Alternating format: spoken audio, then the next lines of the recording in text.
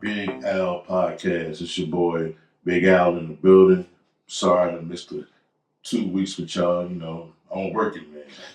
Excuse me, what I'm saying? I got me an ordinary job like the rest of us out here.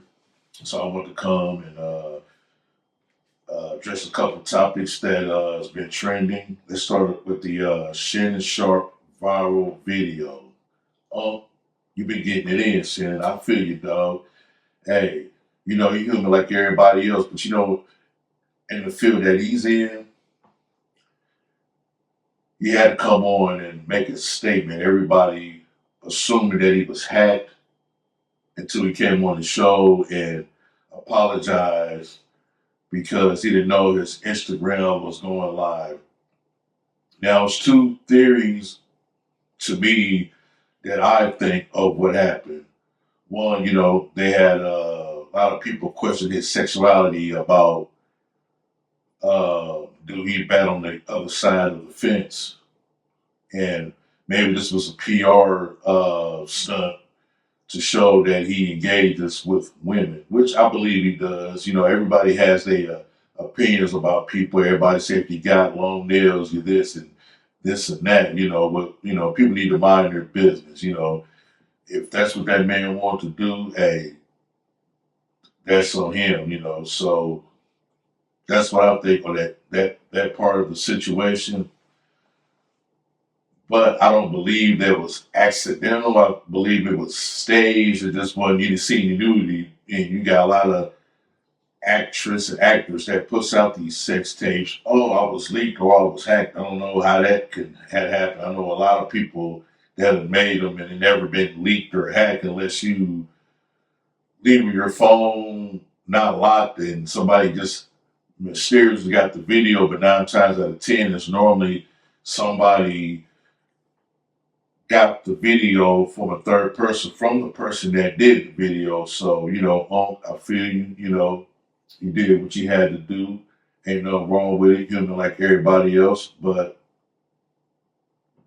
I'm surprised he lose his job at ESPN. As you know, he's employed with ESPN, working 3 shows for ESPN, especially during the NFL season. But it's getting me on the Paul Pierce situation. He went live on Instagram and he was having a good time. He had some strippers there, but they were half dressed and they were playing poker or gambling. And he lost his job at ESPN. But really, Shannon Sharpe brings numbers to ESPN. He doesn't need ESPN. He has his own following. He has the Club Shay Shay Show, and he has the Nightcap with Chad Ochocinco. So, in ways, it wouldn't hurt him at all, but I know where he's coming from, especially when you're trying to be professional. You don't want to see people. You don't want people to see you in that light of you and your personal life. You're trying to be professional. You're trying to be a accountable role model of professionalism. And he showed professionalism, getting on and telling everybody that hey, I didn't know that I was live on Instagram. He was tearing Michelle up or whatever they were doing. I'm saying, look, I gave her best 5 minutes of my life, but that's just the ramifications. That's how it goes. But I think the man's straight, man, and this right here make him do numbers because, like right now, y'all, everybody's talking. Facebook is talking. Everybody want to get the thread of the video. So hey, the man, the man did what he had to do to accomplish this. PR probably say, hey, put this video out so that way nobody will question your sexuality or whatever, and everybody can talk and it could trend on it. And he came on his show and he addressed it. It wasn't hacked or anything, but shout out to Shannon. Kind of one of my somebody that I kind of watch and try to learn from. So when I start picking up steam on my pod and how to conduct and how to do interviews, I give Shannon Sharpe credit. Like I said, this viral shit. All they did was just put him on another level. To me, and I don't think it was leaked. Good move by Shannon. Sometimes you gotta cut a finger to save the hand. So that's my whole logic on it. Shout out to Shannon. All right, another trending, the Super Bowl halftime show. K Dot doing the show. Shout outs to K Dot on the Nas to do the show. Then then we have some controversy on him being picked to do the show. Of course, the Super Bowl is going to be in New Orleans this year, and everybody want Lil Wayne to perform. First of all, I figured that wasn't going to happen. One, Kendrick Lamar is the artist, of the year off the Ain't Nothing Like Us and his other diss songs towards Drake. So you're gonna go with a hot artist, and he's hot. There's no denying it, and there's speculations of Lil Wayne's drug use. I don't know, don't have a clue about his drug use or the way he may perform on stage at the Super Bowl halftime show. My theory is this: when they make those selections to get whatever artist they're getting, it's to amass the whole crowd, not just black people. Us brothers and sisters of our kind, we want to see Lil Wayne. And don't get me wrong, he got good music. I love Lil Wayne. I'm not that he. That's not like one of my biggest favorite rappers, but I like his music. But some of his performance he has done is like, whoa, you got a song track in because I don't think he can remember his lyrics, and ain't nothing wrong with that. For his alleged drug use. So I don't know how true that is, but I guess to me, he was in a position to, I think, be a special guest if Kendrick brings him out. That fits well, and everybody try to put the blame on Jay Z. No, Jay Z probably the person to probably select the artist, and maybe he might have said, "Hey, how about we have Wayne do it?" The people's like, "No, you have to get an artist that mass and pleases the whole YT people because they're the one that's running the show, and you got to have that artist that people can understand." What if Lil Wayne goes up there and goes off track and starts saying like other lyrics out his mouth that, you're on whatever CBS or NBC hosted, whoever hosted, it's that thing called FCC. So I'm pretty sure all those go into play when they're making these selections. And people are like, well, K Dot's gonna keep performing. They not like us. They not like us. They not like us. Like that's gonna be the theme of the show. No, he has other hits too. You know what I'm saying? Poetic Justice, one of my favorite songs. Poetic Justice. So he got hits. He got tracks. The man, he pretty good. Like maybe there might be a couple team to the average, hardcore rap fan that loves Lil Wayne, but to the masses, he's just a better pick. And then you got Birdman on a little Twitter or a little message he sent on Miss Gladys, him being pissed off that Lil Wayne didn't get the show and Nicki Minaj herself, and kind of explaining what Lil Wayne did for her career. Of course, nobody's taking what Lil Wayne has done with people's careers as like with Gucci Man and other rappers that put other people on, because to me that's what you're supposed to do, but it doesn't resonate to doing a halftime show resonating to the whole crowd. Sometimes you got to go with the political stance, and it's just how the world works. It's just like, for instance, you could have a good worker at a job, and maybe he might do all this crazy shit, versus the worker that works but he's steady. So basically, they're going to pick the steady person because they're reliable and professional versus the person that can do all this shit they could do. They can do everything, but they have other issues going on and nobody wanted to deal with their headache. So we can't really put the blame on Jay-Z for him not picking Lil Wayne to do the show. Hey, this is business. This is the the way it is. We gotta still support our brother K Dot, still watch the show, and even you're not a big fan. I'm just glad they put more rappers on the halftime show because rap generates a lot of money. To me, I think our genre of music is the best music, and not to take nothing away from rock and roll or other genres of music because they're pretty good too. But we are the most copied, the most people want to emulate ours. They want to take that rap, that hip hop style. They want to incorporate it, even though in reality I don't think they like our genre of music, but it just generates a lot of money. A lot of views, even in the suburb culture. They like our hip hop rap. They like our sing, but it is this thing. K Dot, shout outs. I'm just glad you get to perform at the Super Bowl. And I'm pretty sure they're gonna bring Lil Wayne out. And you got some people say they should have had Master P do it. I mean, yeah, but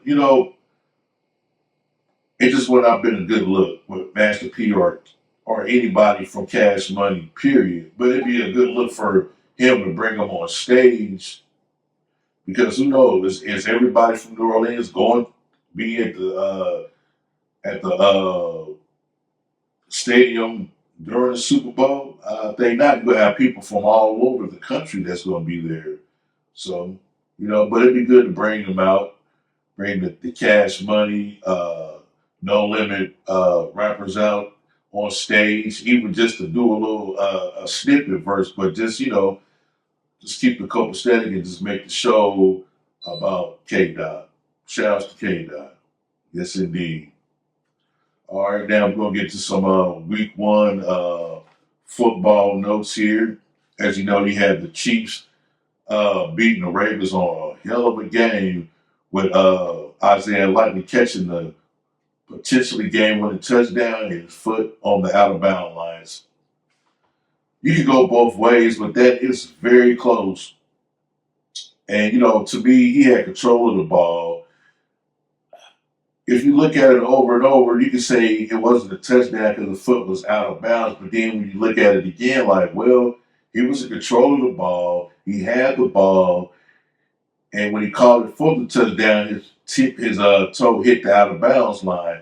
I mean, as the referee, I think they should have gave the Ravens that game, but they're the only team in the AFC that could challenge the Kansas City Chiefs, and I think that they could beat Kansas City if they play them again. Because I think the Ravens, that'll probably be the only game they lose. They is clicking on all cylinders this year. And believe me, they'll be back. They'll be back in the AFC Championship game. I just see the Kansas City and Baltimore, they head on a collision to face each other. That's going to be a rivalry. That's a rivalry. Everybody talk about the Cincinnati, Kansas, but no, this right here is going to be a rivalry for years to come. I just don't see nobody beating the Ravens this year. Um, they got the passing game, and to me, Lamar Jackson is an underrated passer. He is a good passer. He might not be no Tom Brady or Patrick Mahomes, but he can run with his feet. He's athletic. And then you add the running back from the Titans that came over. You add him, even though he really didn't pay. Saying he wasn't play a major factor in the game. He had I think 40-something yards, but just having him in the backfield, you got a double threat too. So that makes it great for the field to open up. And I think Lamar Jackson this year, he's gonna have his best statistics year throwing, just because of the running threat. All right, let's go to the Bengals struggle against the Patriots. Oh my goodness. Patriots clicking on all cylinders. The defense. The thing about the Patriots, the defense is always going to be good. Belichick is not there anymore. Then they got the new head coach. Belichick is not there, but they still have the same system on the defense. Joe Burrow. Well, I was watching ESPN First Take, and Canty said Joe Burrow's best days are behind him. I doubt that. Joe Burrow's still good. He's still going to win games. The Bengals are still going to be in the mix. I just don't think they're going to get past the Ravens. I think the Ravens is clicking on all cylinders. And then you got the contract situation with Jamar Chase, which is going to wait till the end of the season. He turned down $100-something million extension. Then you got T. Higgins that's still hurt, and he's looking for a contract, and they were trying to tie that into saying that he's not playing because he hasn't got his money yet. Which I doubt that you gotta play to earn your money, But and then again, you want to make money, lead your team to the Super Bowl. Lead them back there a couple of years because to me the Bengals are one of the most talented teams out the AFC. I think they're like third because you still got Kansas, Baltimore, then you got Cincinnati as far as talent wise. So come on, Cincinnati, let's get it together. And they did lose Joe Mixon. He went over to the Texans, so they lost their running back, but they got a young running back. So you just got to wait to the system. Let these guys kind of gel together. And Joe Burrow with the wrist, I don't think that played any effort this week one. Cincinnati hasn't won a week one game. I don't know how long. But to me, ain't how you start, it's how you finish. You got to finish off strong, but if you finish off strong, you got a potential to go on a run and make some noise. So don't count the Cincinnati Bengals yet. Don't count them out yet. And more football notes. Kyler Murray was on the presser this week, and he said, "It's not my job to look or try to get the ball to Marvin Harrison Jr. Dude, you're out your damn mind. It is your job. He's the number one. He's one of your number one picks in the draft. He's young. He's a stud. You get that ball to that guy. Kyler Murray, that's your job. You're the quarterback. You have the most important job on the football field, and your job is to make sure he's the number one receiver. He's young. He's a stud. I think it's more of a ego thing, with Kyler Murray for you to come out and say that you need to do what you got to do to get on the same page with this guy. Kyler, I think you're an overrated quarterback to me. 2 or 3 years ago, you had the easiest schedule in the league. You were beating everybody. Now you're coming off the season where you were out when you tore your Achilles or whatever, and you're trying to get back. I know you're trying to get back into football mode, trying to get back to the football playing mode, but you got to rely. If you got a stud like that and a receiver like that, come on, dude, give him the damn ball. As my boy Keyshawn Johnson said, give him the damn ball. Kyler Murray, I don't know what's wrong on with you, dog, but hey, give him the damn ball. All right, my boy Jordan Love, Green Bay. I'm a Green Bay fan. We lost to be a heartbreaker to Philadelphia. We gave them a game. It just shows with Jordan Love, we made the right decision. Aaron Rodgers wanted to go. We made the right decision. This is our quarterback of the future. And I believe within the next couple of years, he's going to take us to the Super Bowl. We still, to me, the NFC North, we kind of stacked a little bit. We got the Lions. We got Minnesota. So we still got to watch them. And in Chicago, if the quarterback they got, if he's they say what he says he is, then we know we got some competition. But I think we're not that far ahead. We made the playoffs last year. We made some noise. We took the Philadelphia team, gave them a close game, but I feel that we're going to get over that hump, and hopefully Jordan Love plays this week. He hurt his leg or calf muscle strain. Hopefully he come back, but it's day to day, and he's questionable to play. Hopefully he'll come and play. I'm a big Green Bay fan, and hopefully come back and do his damn 1-2 thing. We need you, Jordan. We need you, Jordan Love. We need you, because that's the only way we're going to win. And we're trying to win a division. We want to get that we need a home game. I don't like going on the road, and then you got to play 4 playoff games. So, hey, I want to stay at home. So, hopefully, Jordan Love, you come back healthy and do your damn thing. Along with Pittsburgh Steelers, Justin Fields, they won their game with Justin Fields on his feet. Shout out to Justin Fields. I was telling my dad, I said, Justin Fields is going to succeed in Pittsburgh. Russell Wilson is not the guy. I was rooting for Russell, but no, he shouldn't even be captain of the team. You're sitting on the sideline, and at the last minute, you're a game scratch. To me, Justin Fields, this is your team. This is your starting job to lose. You got all the mechanics to be a good quarterback. You're not going to be like a Patrick Mahomes, but you can run on your feet, especially when the play breaks down and you got that offensive line. Pittsburgh is a run, attack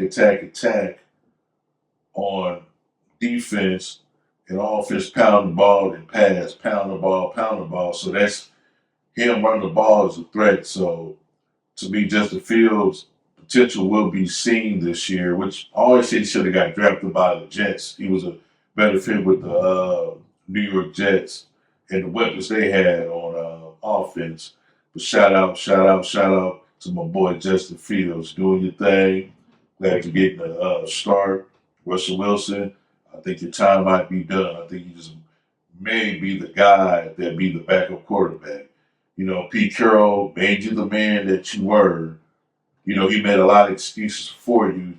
He didn't hold you accountable for your mistakes. And that defense with Seattle is the ones that took you guys to the Super Bowl on 2 separate occasions. So, not to take nothing away from Russell, I think Russell Wilson's best days are behind him. They're over with, and he's kissing babies, as my boy Sean Payton would say. Stop kissing them babies and doing all this and play some damn football.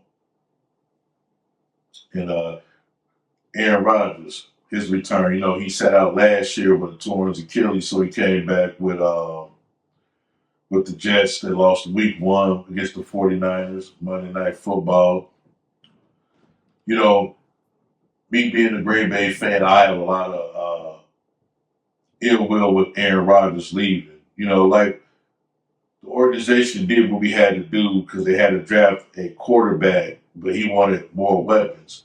How many years you have left? You are 40 years old, so you have to draft a quarterback for the future. He sat on the sideline for a couple of years. You requested a trade. You gone. You didn't play last year. Then you see what your backup did. He took us to the second round. We should have beat the 49ers. Bad clock management is what I call it. And plus, 49ers is a Super Bowl team, so we'll hang our hat up. We took them to the limit. We lost on the field goal. We lost. But Aaron Rodgers, you see the green is not greener on the other side.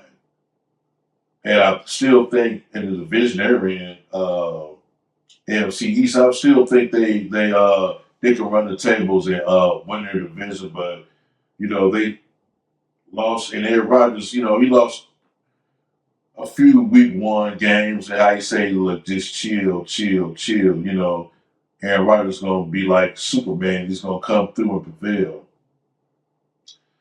Aaron Rodgers, you still got a few more good years left, but I just think like you left.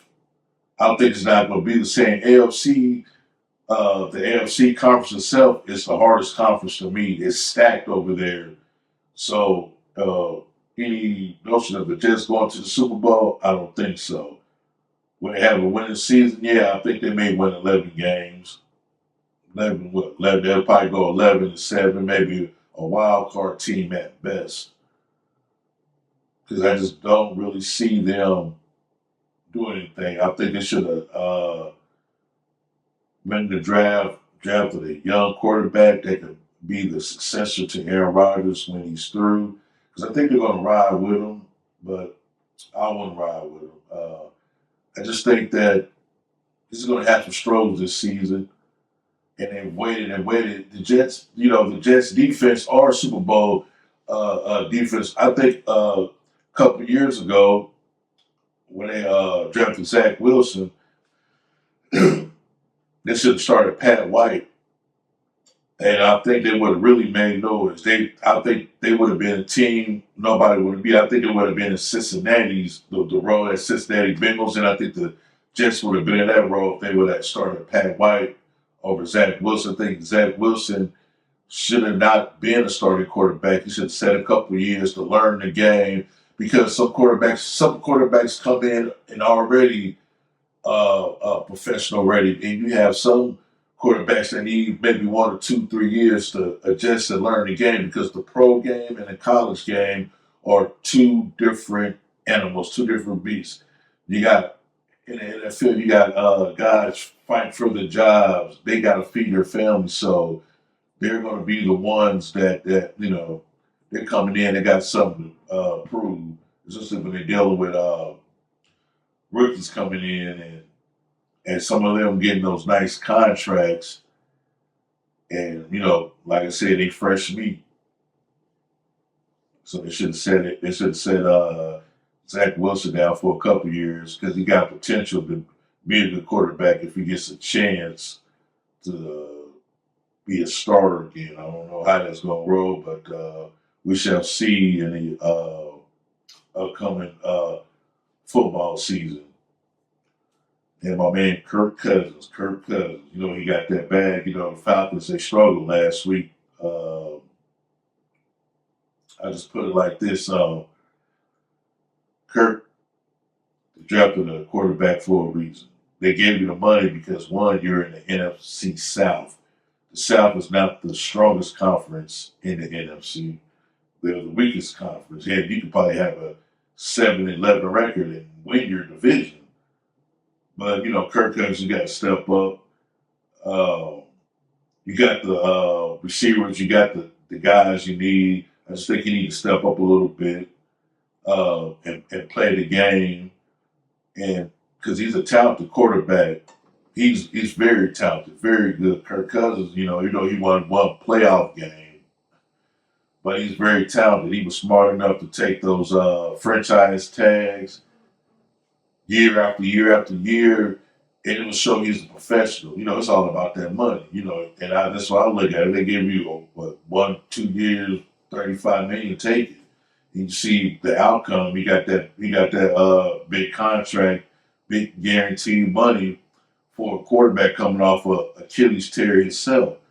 And then too, he's still getting back in the back into the game. He's got to get back into football rhythm. He kind of back. I think he still might not be that healthy, but he's not a quarterback that runs the ball like that. He plays in the pocket, so I think he's about to be a little bit rusty, but I still think he can carry the Falcons to a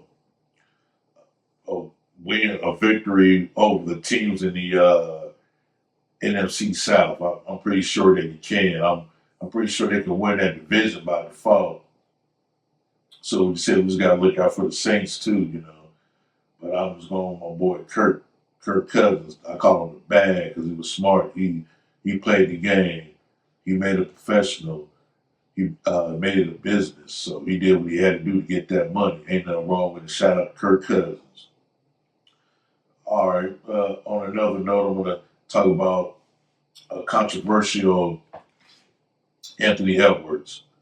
Now, for people that's basketball fans, I'm 42, and I watched basketball in the 90s. And he said, besides Michael Jordan, there wasn't a lot of skilled athletes outside of him. As you know, he had a lot of guys respond. You had Kevin and Paul Pierce respond on their show.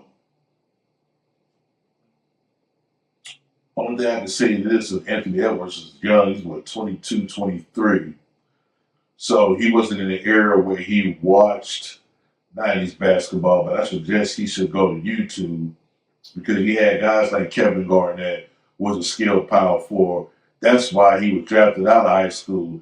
A lot of NBA GMs went to see him play, especially during the NBA draft workouts. The man was a beast. He could do anything and everything. Like I never seen a power forward to that degree, and he is one of the top 10 and my top 10 best power forwards to play the game. He was skilled all the way around, which led to other power forwards like Stormont Swift. He's nowhere near talented as Kevin Garnett because the way that he played, GMs was looking for that typical power forward. We're talking about 95, 94, 95.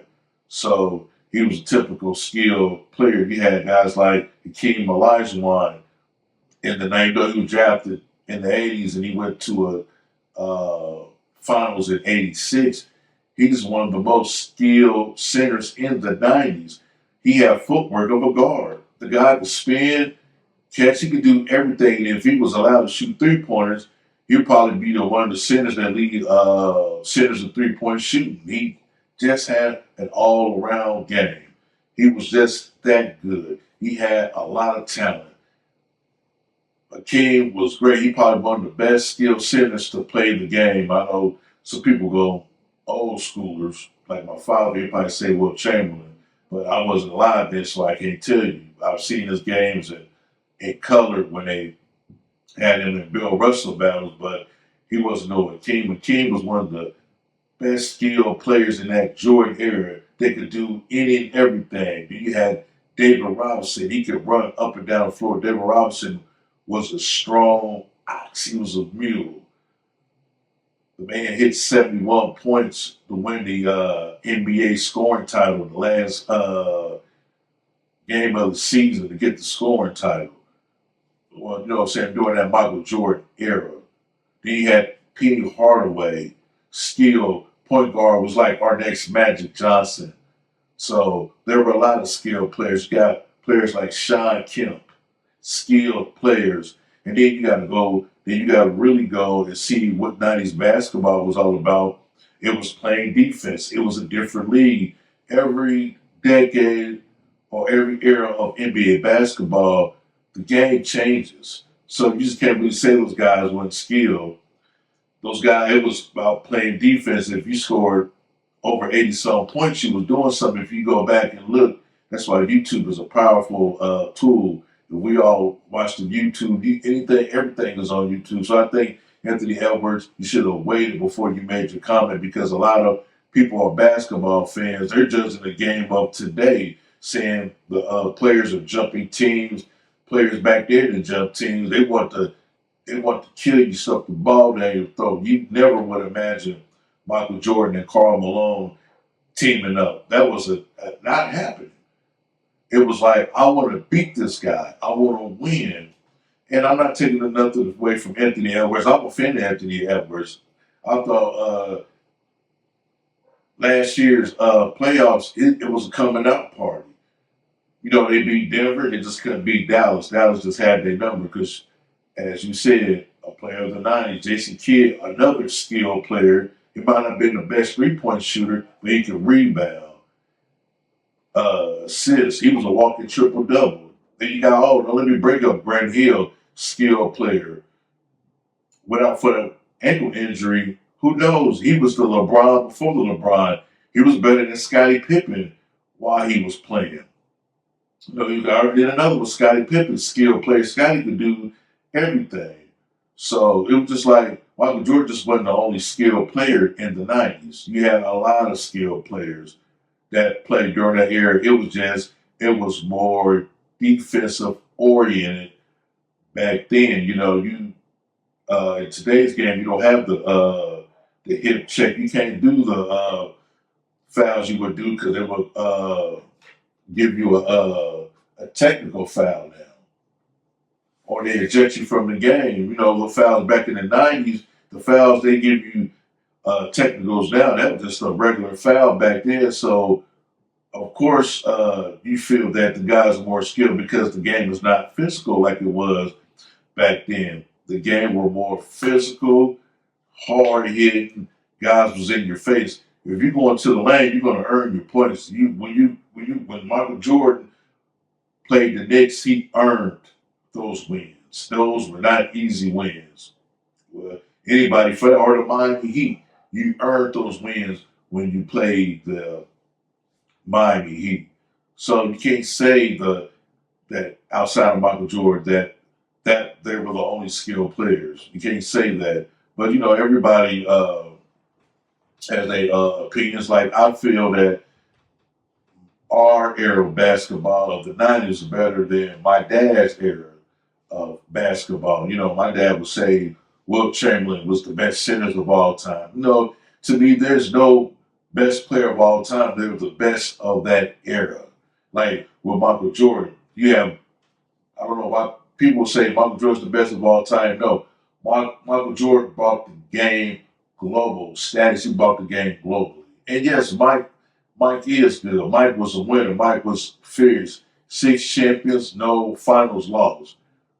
But you see, with no Scottie Pippen, hey, with the Wizards, they went 41 and 41, I believe. Scottie with the Portland Trailblazers was in the Western Conference Finals. So it's a big difference there. It's like who made who. So, like I said, every era you had like your best players. Like in the 80s, you could say Magic and Bird, but you still had Isaiah. You had the Bad Boys. You had the Milwaukee Bucks back then. You had so many teams. You had even the New York Knicks with Bernard King. So every era had the best players. And with Michael Jordan, Jordan didn't win nothing in the 80s. And when he did win, when he finally won his first NBA championship, because Magic and those guys were a little bit older. Magic brought an LA team in '91 with Vlade Divac, with Byron Scott, and James Worthy. Byron Scott was already older. They had been through the wars. They had been through several NBA finals. So, he dragged those guys. So that's why, when we say Michael, we got to put Magic in there too. Magic took a bunch of guys, and it wasn't the Showtime era, and brought them to the NBA finals. Even though they only won one game, but, the Jordan and the Bulls, they beat them. But I always give Jordan his props. But before we say that, let's give a lot of players their props. You had your Charles Barkleys back then, your Larry Johnsons, the Patrick Ewings. So we just can't say that 90s basketball didn't have any skilled players, because you got to define what skill is. Skill could be, I have skill in producing 5 fouls, because everybody has a role on a basketball team. You can be the best player, but if your role is to play defense, that's what you're going to play. Your role is to go and give up 5 fouls. That's your role. Everybody has role back then in the 90s. That's why I said, but in my assessment, 90s basketball probably was the best going into the early mid 2000s. I think that was the best basketball that was played, because it was still hard fouls. Those guys earned their points. Those guys were talented, and they were like skilled. I mean, and Anthony Edwards wasn't the only guy to say that. You had Gil Arenas on his podcast said that the '90s, that the guys in the '90s were the skills, and wasn't as skilled as in his era when he played in the 2000s basketball. Only thing I, only thing I can say about that is I have to disagree with that one too. But he didn't go as a saying like it was only one skilled player in the '90s. At least he said like, hey, I just feel like we were better players in his era than the '90s. He never said those guys were skilled, because a lot of those guys were skilled players. They had Sean Kemp, could jump out the roof, could dribble the ball, he could do everything. But what a lot of fans have to understand, '90s basketball, a lot of big guys, it was a no-no taking the ball on the court. Besides, Kevin Garnett, he started, doing it later on, but like it was the point guard's job to bring it up. Everything was played half court basketball. Back then, there was a lot of running gun in the mid '90s, and none of that. It was half court basketball. That's the way games were won. But if they was allowed to have those shackles off, and I'm pretty sure there'd be a whole different ball game. And to Anthony Edwards' credit, like I said, he's a young guy. He really don't know uh, the game because he didn't watch it in the '90s. He watched it like probably maybe in the mid 2000s because he's young. So it's my saying how I feel about '90s basketball. But that's how it is. But opinions like toilets, everybody got one. I see it's like toilets, not assholes. Somebody might not be an asshole, so I would say that. So opinions like toilets, everybody have one in the house. So everybody has an opinion about which era of basketball was great. But y'all, glad y'all tuned in. That's my time. I'll have another episode jumping off and make sure I keep it weekly. I just been, busy like some of the working man like everybody else is. So I'm glad y'all came. Love y'all. Peace and God bless. And let's enjoy some of that good old football this week. We back to the football season, baby. I'm gonna have my green on, cheering for my Green Bay Packers. My wife, she's a Bengals fan. She's gonna be cheering for a Bengals fan. So let's do it. Let's go Green Bay. I'm out.